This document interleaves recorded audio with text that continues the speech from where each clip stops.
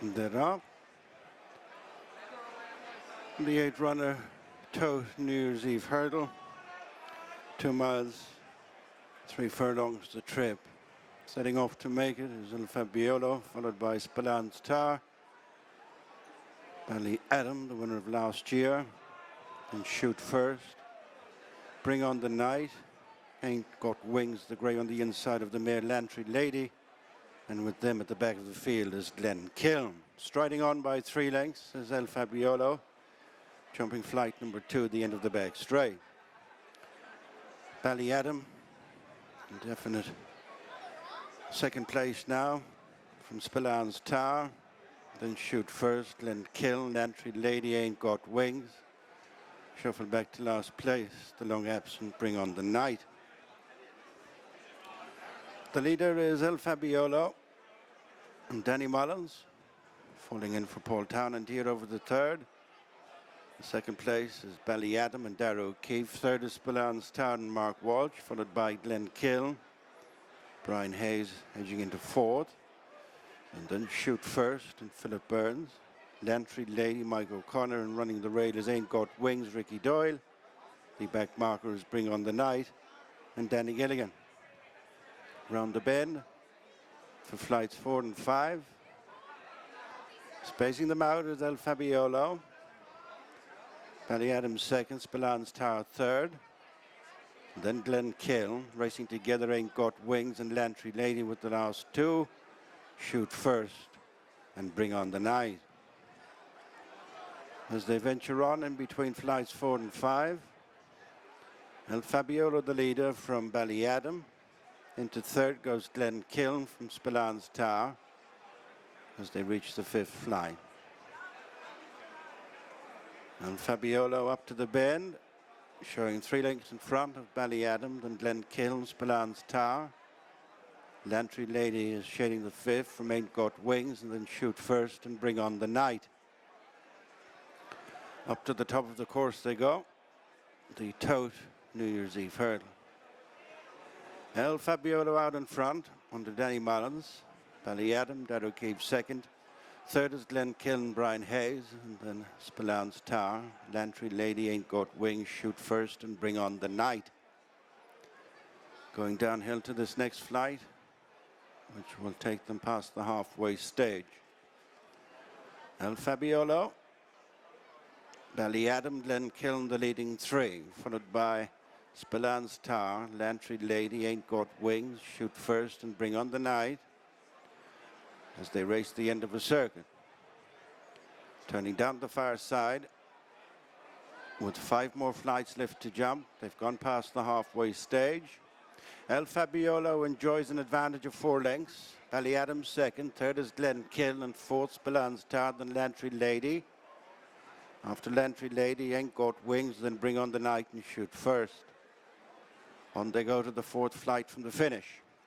El Fabiolo in front from the start, followed by Bally Adam, who's always been within about 3 to 4 lengths. Then Glen Kiln, who popped it in third. Spallan's Tower, just getting a squeeze now in fourth. And then Lantry Lady, Ain't Got Wings, Shoot First and Bring on the Night. 5 furlongs to run, 3 flights left to jump. El Fabiolo's lead is down to 2 lengths by Bally Adam. Glen Kiln, Spallan's Tower, as this quartet tighten up, followed by Lantry Lady. 3 out. El Fabiolo from Bally Adam, Glen Kiln, Spallan's Tower ridden away from the hurdle. And then Lantry Lady, Ain't Got Wings, Shoot First and Bring on the Night. 2 left to jump. El Fabiolo with a vastly reduced advantage over Bally Adam, followed by Glen Kiln, Spallan's Tower. Followed back for the final flight, Lantry Lady, then Bring on the Night, Shoot First and Ain't Got Wings, knocked back to last. El Fabiolo by 2.5 lengths.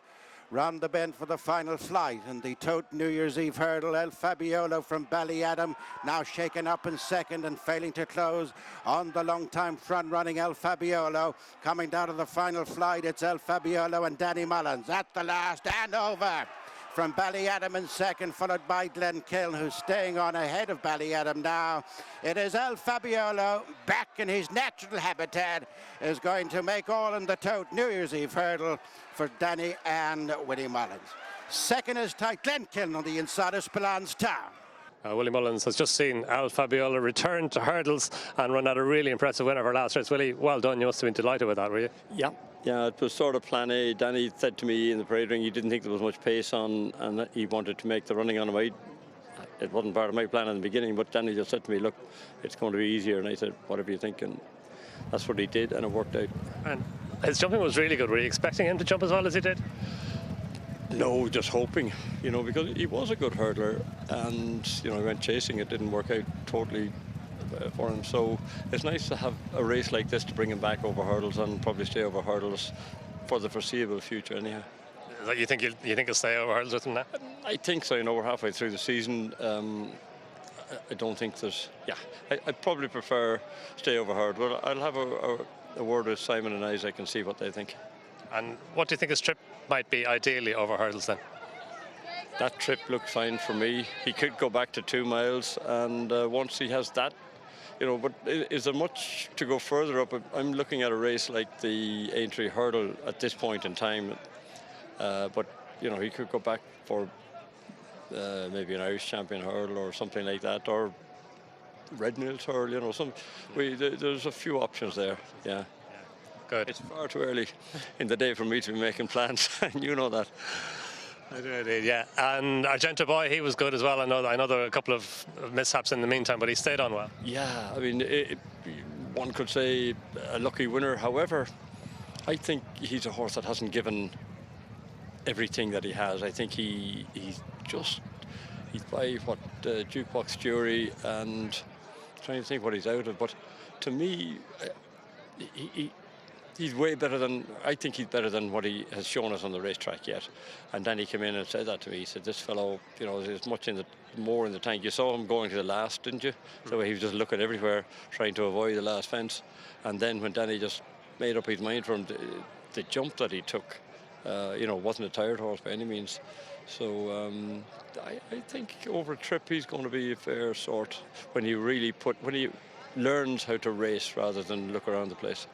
And he's a stayer, isn't he? Like he competed in those Grade 1 novice hurdles over 3 miles as well. Yeah, I think a stayer over fences, and we'll see where he ends up. But he just needs to concentrate more on. But I love horses like that, because they're going to learn and they're going to improve.